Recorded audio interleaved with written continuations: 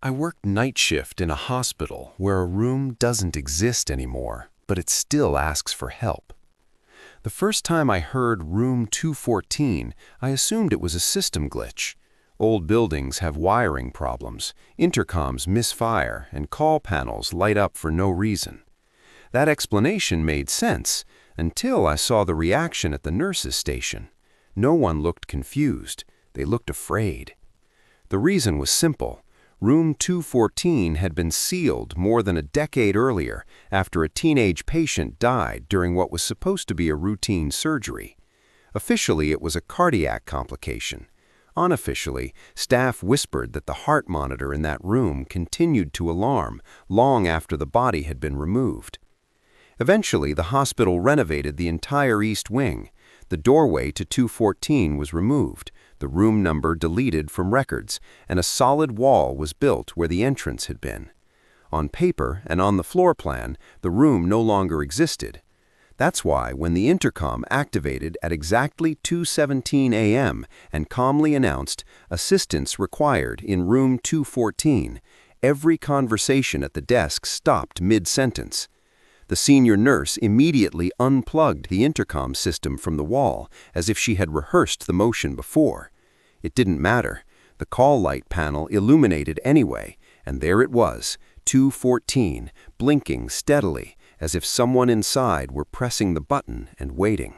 I volunteered to check the east wing because I didn't want to look irrationally afraid of a wiring issue.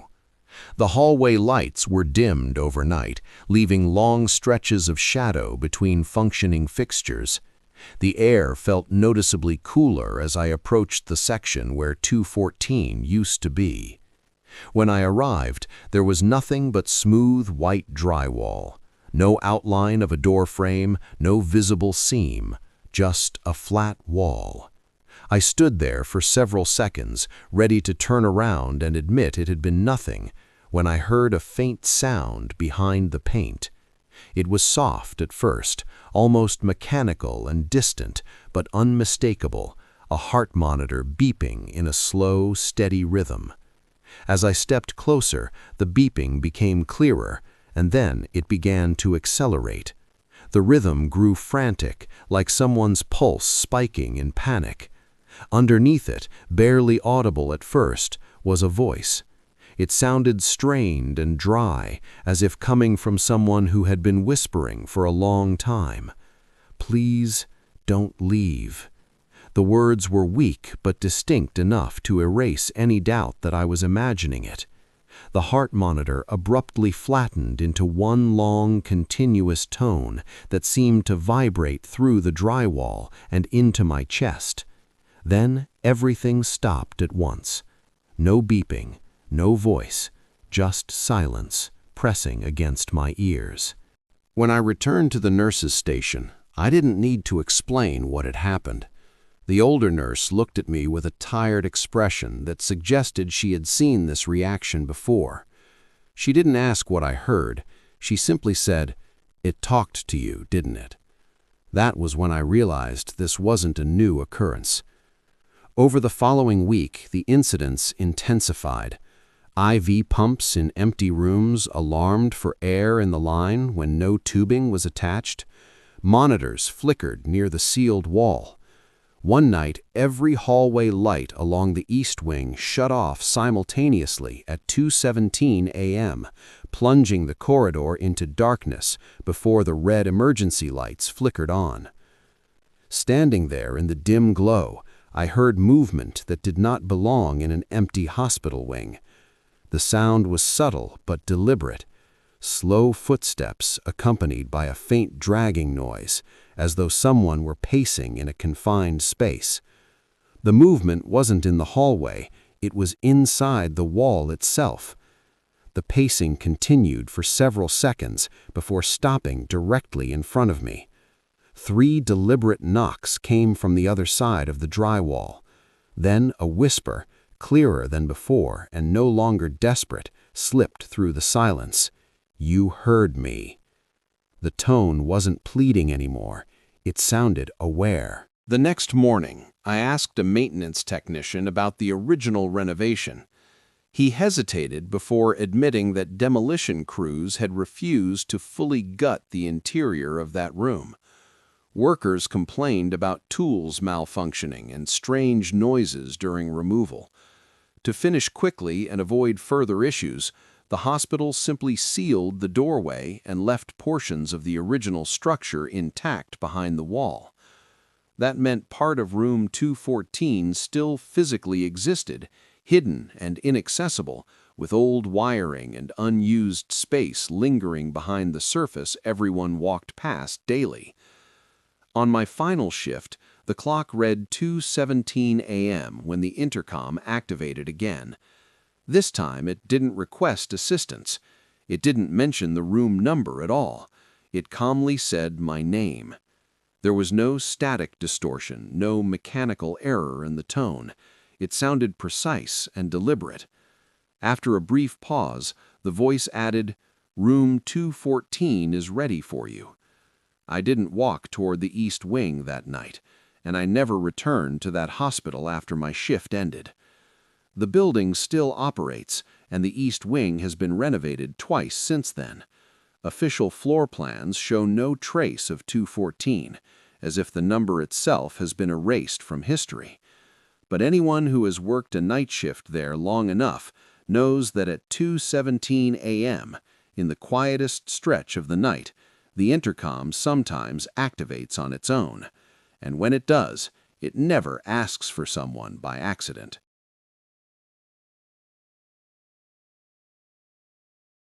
Warehouses feel unfinished at night, like they were never meant to exist without noise and movement filling the space.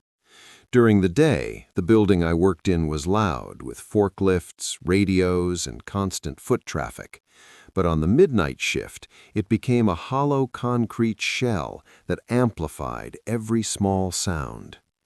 I worked alone in a small security office lined with 12 surveillance monitors. My job was simple: watch the screens, log activity, and complete 2 patrols before sunrise. It sounded easy, and most nights it was, but isolation has a way of sharpening your awareness until ordinary things feel deliberate. The warehouse had been built over an old industrial lot that shut down years earlier after a fatal accident. A worker had been crushed between heavy machinery during a late shift and wasn't found for hours. I didn't think much of that story at first. Industrial accidents happen. Buildings don't carry memories. At least, that's what I believed. At 3:12 a.m., Camera 7 detected motion in an unused storage quadrant near the far west wall.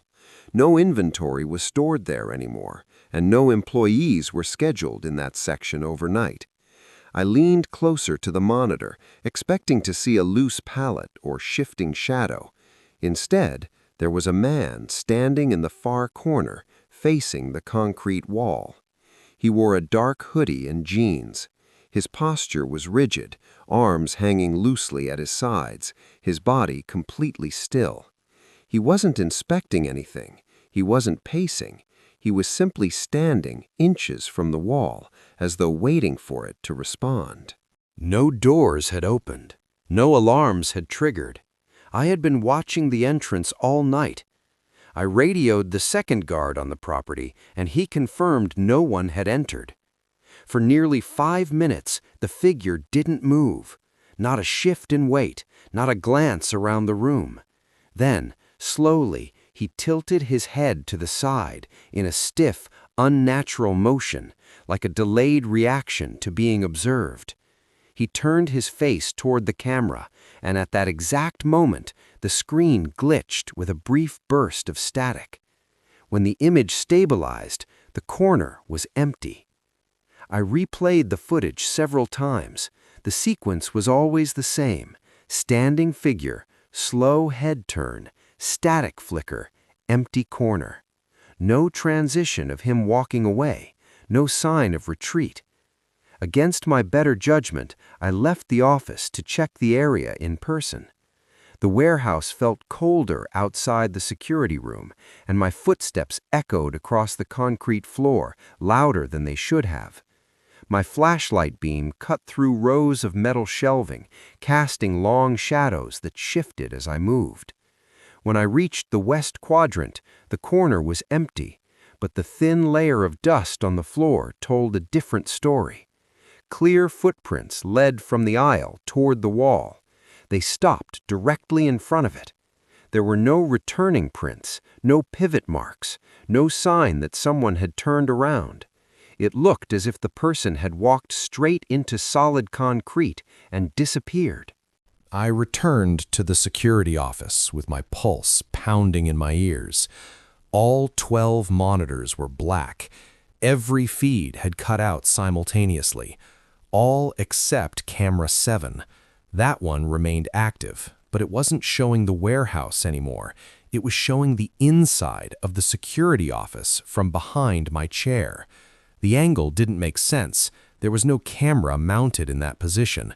The image was clearer than any warehouse feed had ever been. On the screen, I could see myself standing in the doorway, staring at the monitors.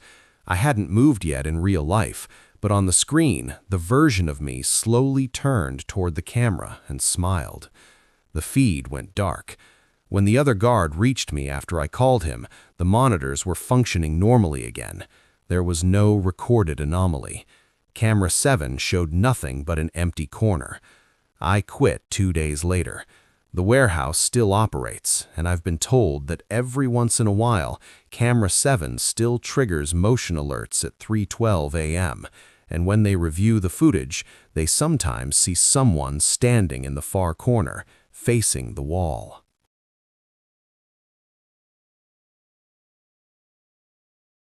Working overnight at a 24-hour gas station creates a false sense of security. The store's brightly lit, the doors are locked with controlled entry after midnight, and cameras cover nearly every angle of the building.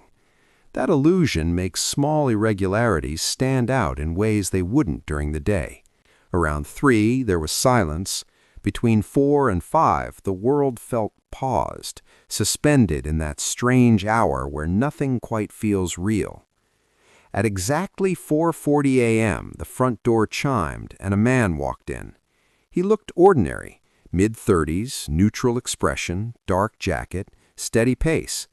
What stood out wasn't how he looked, but how he focused. From the moment he stepped inside, his eyes were fixed on me. He didn't browse the shelves or glance at his phone. He stopped near the drink coolers and simply watched. The silence stretched uncomfortably before he approached the counter and asked what time we closed. I told him we were open all night.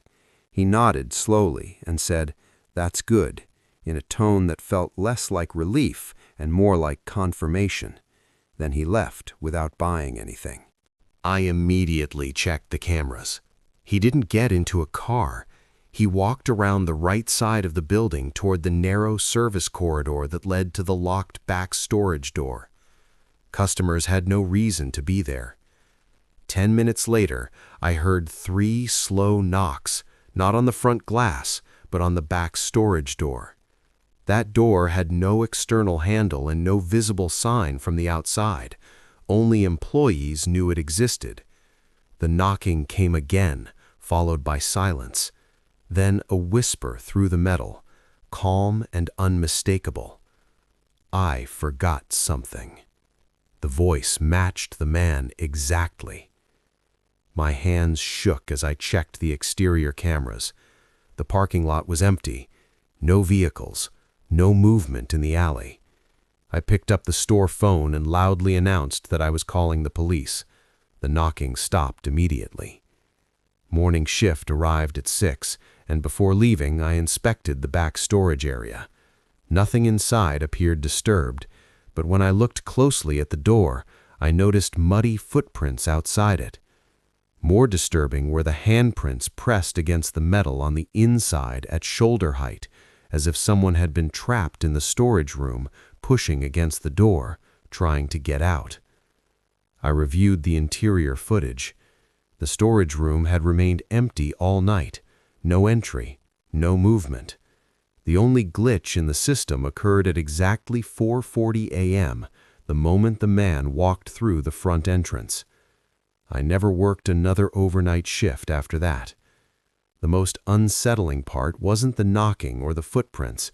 It was the realization that when he asked what time we closed, he wasn't asking about store hours. He was confirming how long I would be alone.